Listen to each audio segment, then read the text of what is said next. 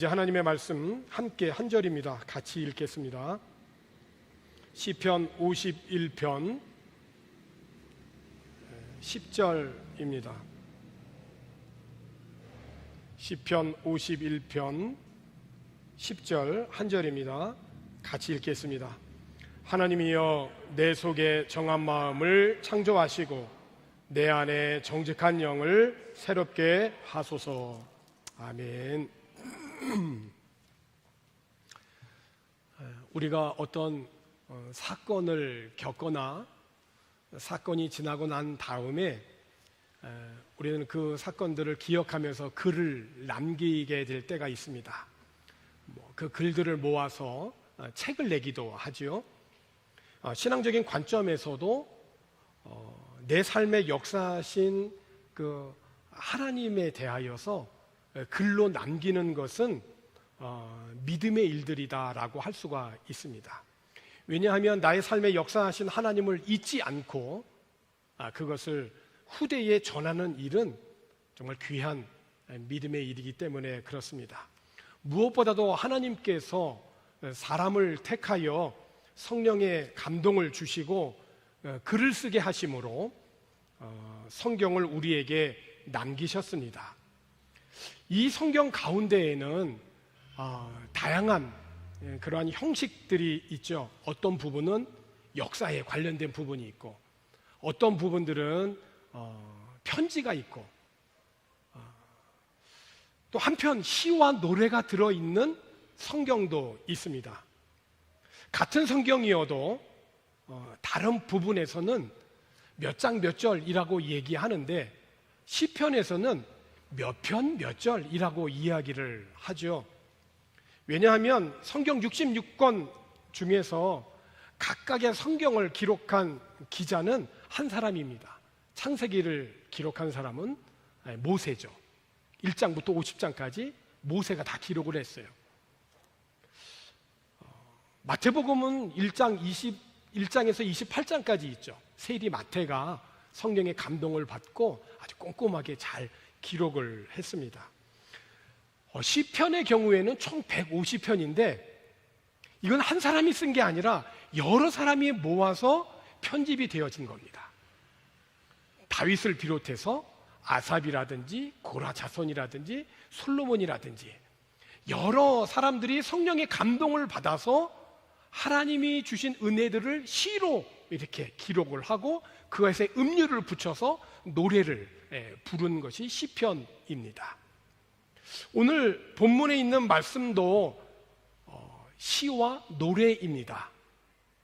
다윗이 자신의 일생에서 결코 잊을 수 없는 이 사건을 시로 남기면서 노래로 불렀습니다. 그래서 시편 51편에 시작하기 전에 위에 제목이 있는데 다윗의 시, 인도자를 따라 부르는 노래. 다윗이 밧세바와 동침한 후 선지자 나단이 그에게 왔을 때라고 이렇게 언제 어떤 상황에서 다윗이 시로 기록했는지를 남겨놓고 있어요. 그 시나 노래는 보통 이렇게 분위기가 있지 않습니까? 오늘 읽은 시편 51편 우리가 10절만 읽었지만은 전체 시편 51편의 시와 노래이기 때문에 분위기라는 게 있거든요. 어떤 분위기일까요? 본문은 마치 매우 중요한 그 축구 경기에서 전반전은 아주 비참하게 지고 있는 상황입니다.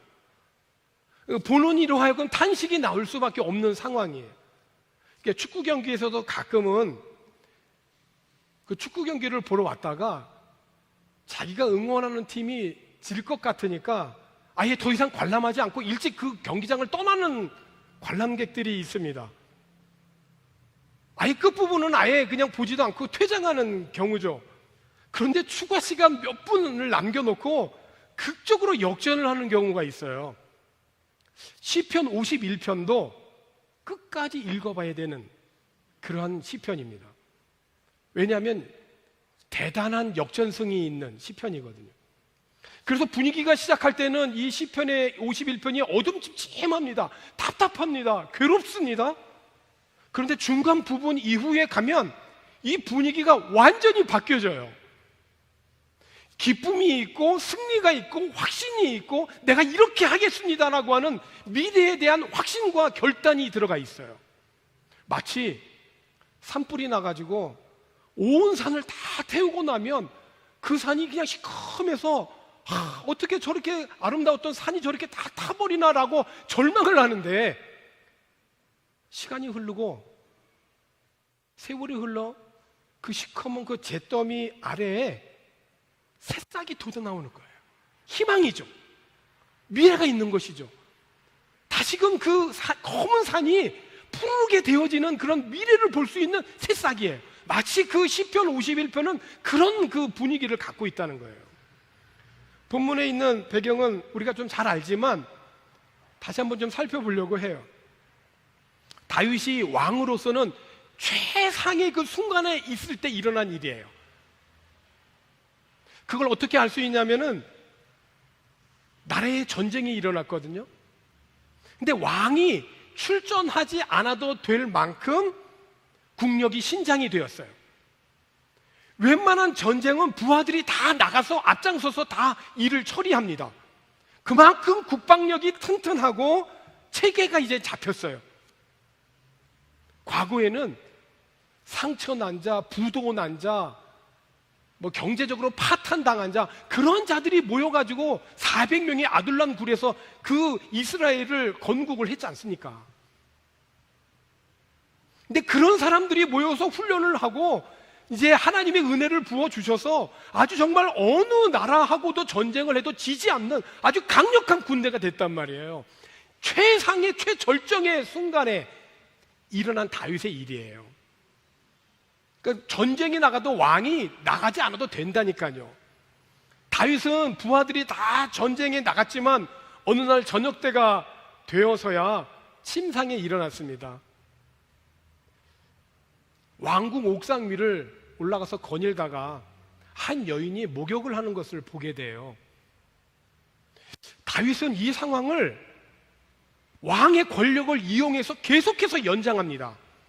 그 여인이 누구인지를 알아본 거예요. 알아보니까 자신의 부하인 우리아의 아내예요. 우리아는 지금 어디 있냐면 전쟁터에 나가 있습니다. 그런데 다윗은 그 여인을 왕궁으로 불러들여서 그 여인을 범해버립니다. 그리고 집으로 돌려보내요. 그런데 몇 달 후에 여인으로부터 임신을 했다는 소식을 듣게 되죠. 다윗은 여기서 또 왕의 권력을 이용해서 또 나갑니다. 연장을 하죠. 전쟁터에 있는 남편을 불러내어서 그에게 특별한 휴가를 내줍니다. 얼마나 고생이 많냐. 집에 가서 좀 푹 쉬고 맛있는 음식을 제공합니다. 그런데 이 우리아가 특별 휴가를 반납을 합니다. 대단한 부하예요. 더구나 우리아는 순수한 유대인이 아닙니다. 이방인이에요. 이방인인데 개종을 하여서 유대인으로 들어온 사람입니다. 그 인생이 얼마나 힘들었겠어요.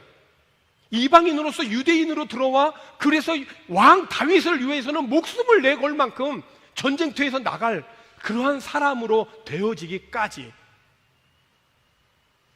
그의 인생이 얼마나 힘들었겠어요. 다윗에게 정말 충성을 다한 부하였거든요. 목숨을 내걸고 왕을 위해서 충성한 부하입니다. 그런데 다윗은 이 전쟁터에 있는 우리아를 불러내어서 특별 휴가를 줍니다. 마음씨 좋은 부하를 배려하는 왕 같아 보이지 않습니까? 근데 이 특별 휴가 속에는 자신의 죄를 가리고자 하는 음모가 숨겨져 있어요. 계속해서 특별 휴가를 주어도 이 우리아가 휴가를 반납하지 않습니까? 이에 불안해진 다윗은 다른 방법을 쓰게 되죠.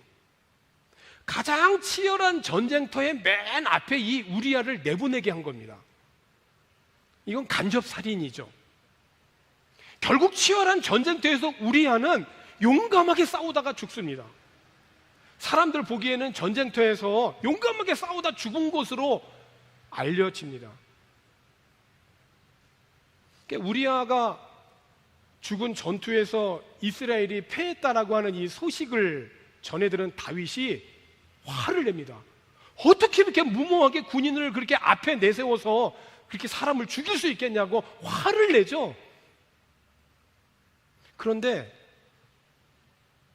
우리아가 죽었다라고 하는 소식을 추가해서 전하니까 다윗이 태도가 돌변합니다. 전투를 하다 보면 이길 때도 있고 질 때도 있는 것이지 낙심하지 마라. 다시 용기를 내어서 전투를 준비해라 라고 태도를 바꿔버립니다. 다윗은 완전 범죄를 한 것처럼 보입니다. 그리고 우리아의 아내를 왕궁으로 불러들이죠. 그리고 나서 시간이 지난 어느 날 선지자 나단이 다윗을 찾아와서 하나님의 말씀이라고 전하는 겁니다. 나단이 다윗을 찾아와서 하나님의 말씀을 전할 때에는 나단은 목숨을 내걸고 전하는 겁니다. 왜냐하면 모든 이스라엘 사람 신하들이 보는 앞에서 다윗의 죄를 지금 지적을 하고 책망을 하는 거거든요. 당시 이스라엘에서 가장 강력한 왕이 다윗이고 다윗의 말은 곧 법으로 통할 수 있을 만큼 그런 강력한 그런 체제에서 왕의 죄를 지적하고 왕을 책망하는 것은 자칫 목숨이 위태할 수 있는 상황인 거예요. 만약 이 자리에서 자신의 죄를 지적한 나단에게 어디서 왕에게 그런 무모한 발언을 하느냐라고 말을 한마디만 하면 옆에 있는 신하들이 바로 나단을 칩니다. 나단은 지금 목숨이 아주 위태로운 상황 속에서도 하나님의 말씀을 전하는 거죠. 그런데 여기에서 다윗이 꼬꾸라진 겁니다.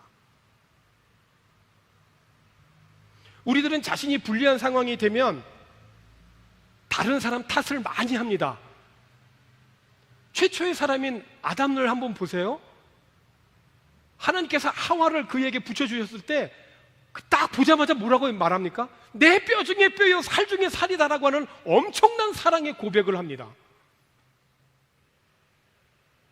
그런데 자신이 불리하게 되니까 너 왜 그렇게 했어? 하나님이 여쭤보시니까 하나님이 만들어주신 저 하와가 그렇게 했습니다 라고 하와에게 핑계를 대잖아요. 불리하면 이렇게 되는 거예요. 이게 인간의 본성이에요. 이스라엘 사람들이 출애굽을 하여서 그 많은 하나님의 그 은혜를 경험하였지만 3일 길을 가다가 물이 없으니까 목이 말라서 지치고 그러니까 뭐라고 얘기합니까? 차라리 애굽에서 그 애굽 가마 그 고기 가마 곁에서 일한 때가 그립다. 그러면서 원망의 화살을 누구한테 돌립니까? 모세에게 돌립니다. 우리를 그냥 놔두라고 했는데 왜 우리를 끌고 와서 이렇게 고생을 시키냐라고 원망하고 환경을 탓했죠. 사람들은 누구나 이렇게 본성적으로 죄를 지적받게 되면 남을 탓하거나 주변 환경을 탓합니다.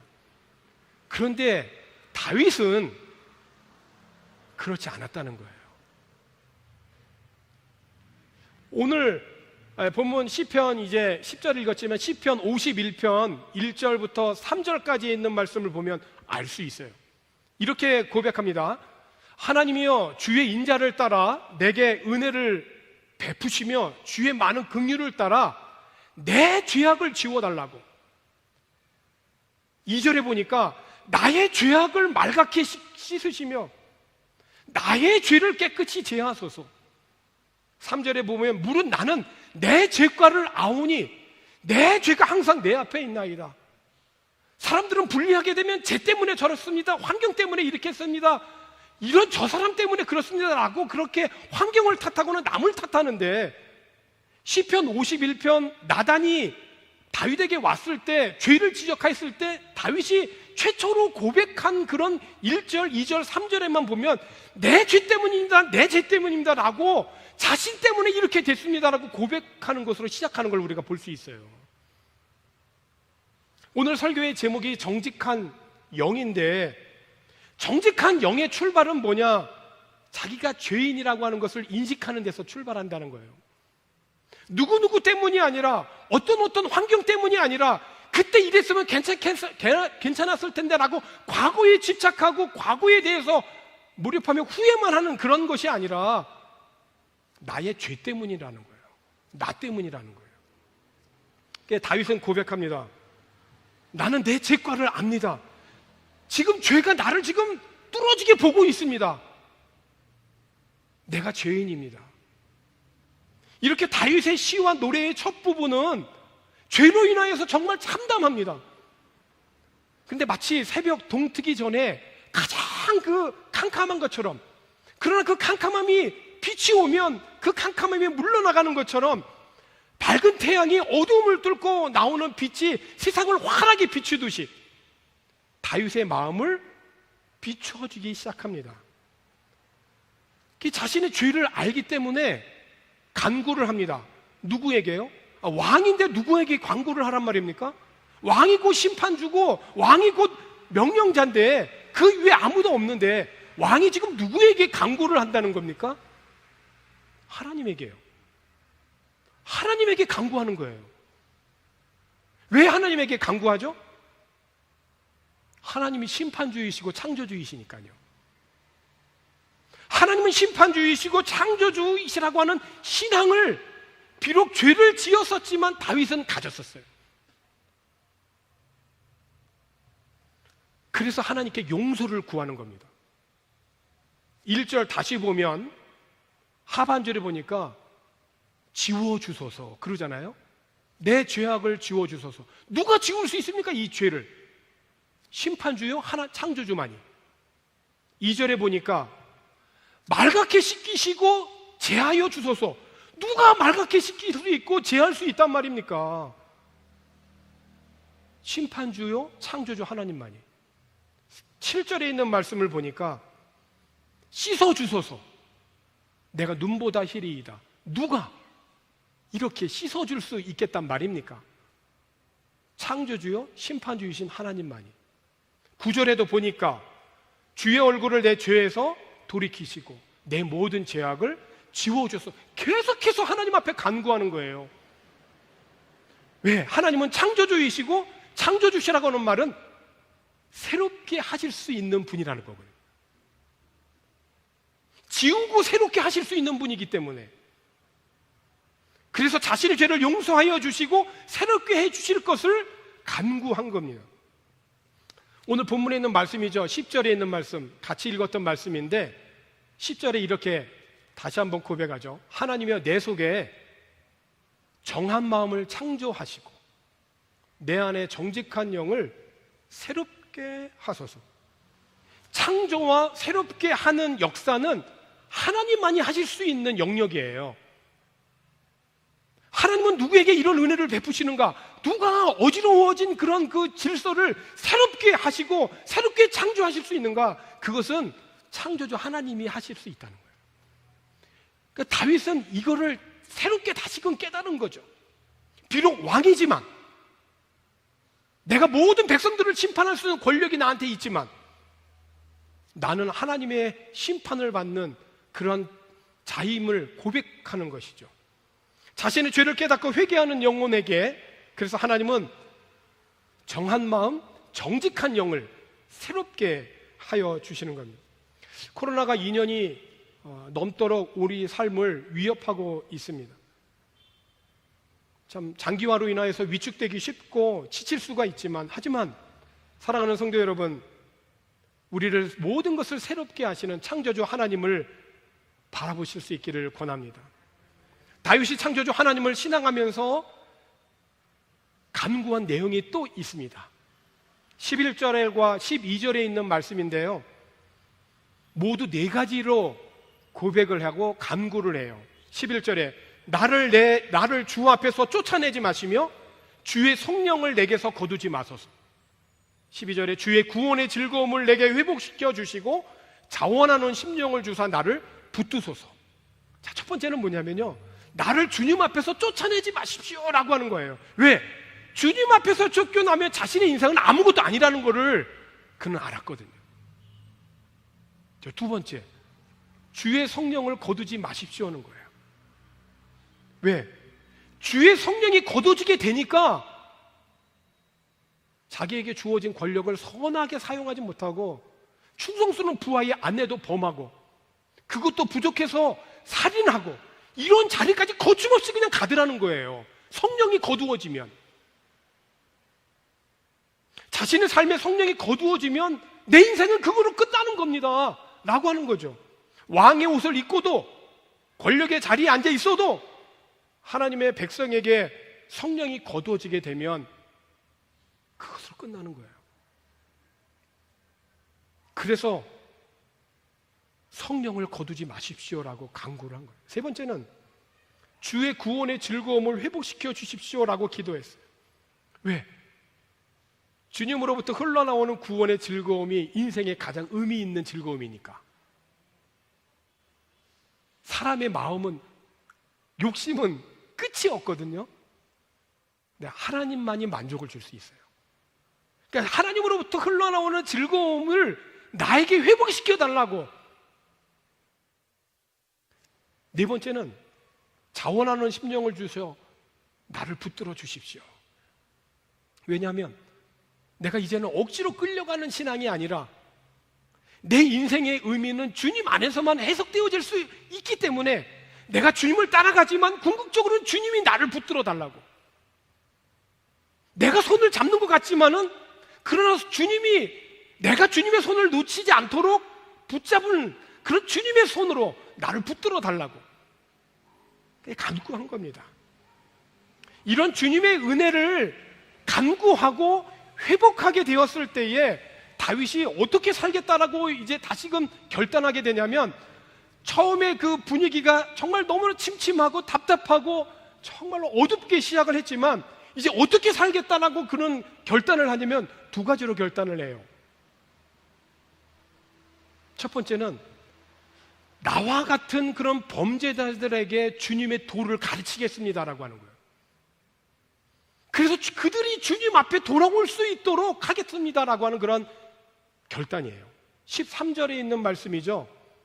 그리하면, 그러니까 앞부분에 있는 모든 죄의 고백과 그리고 결단과 헌신, 이런 찬양과 뒤에 13절에 그리하면 하나님이 나에게 회복시켜 주시면 내가 범죄자에게 죄의 도를 가르치리이니 죄인들이 주께 돌아오리이다. 이게 주님이 원하시는 뜻이거든요. 그러니까 신약적인 표현으로 보자면 하나님은 만민이 다 구원받기를 원하신다는 거예요. 오늘 우리들이 박유에 이제 이렇게 남아 계신 분들이 오늘 이렇게 현장에 예배에 참여하셨고요. 또 이제 하나님의 섭리 가운데 뜻이 있어서 한국으로 이제 들어가신 분들도 계세요. 오늘 우리들의 모든 삶에 처한 자리에서 특별히 이 땅 박유에 남아있는 우리들이 우리 주변을 돌아보고 아직도 구원받지 못한 영혼들이 이 땅 박유에 남아있다면 그들의 영혼 구원을 위한 뜻으로 오늘 우리들의 이 남겨진 이 삶을 충실하게 감당하여 갈 수 있기를 주의 이름으로 권합니다. 예수님이 이 땅에 오심도 한마디로 표현하면 예수님 그 이름의 뜻대로 구원에 있지 않습니까? 그러므로 모든 사람이 구원을 얻도록 영혼들을 이끄는 것이야말로 주님이 가장 기뻐하시는 거죠. 특별히 우리의 부모 세대들이 우리의 자녀들과 다음의 세대들에게 하나님의 말씀을 가르치고 행하도록, 올 한 해는 특별히 교회의 표어를 마음에 새기면서 하나님의 말씀을 듣게 하고 그리고 그 들은 말씀을 지켜 행할 수 있는 것이 성경에서 말하는 진정한 복이다. 이거를 계속해서 심겨줘야 될 거예요. 그래야 아이들이 어디를 가든지 하나님의 말씀 듣는 것을 즐겨하고 그 들은 말씀을 마음에 새겨 지켜 행하는 것이 정말로 행복한 인생이라고 하는 것을, 그런 가치를 갖고 살아갈 수 있도록 우리 부모 세대들이 더욱더 힘과 애를 써야 될 줄로 압니다. 두 번째 다윗이 결단했던 것은 뭐냐면 하나님이 받으실 예배와 찬송을 하며 살겠다라고 하는 결단이에요. 오늘 주보에도 기억해야 할 말씀 가운데 했지만 정직한 자의 마땅한 것은 뭐냐면 찬송이라고 했어요.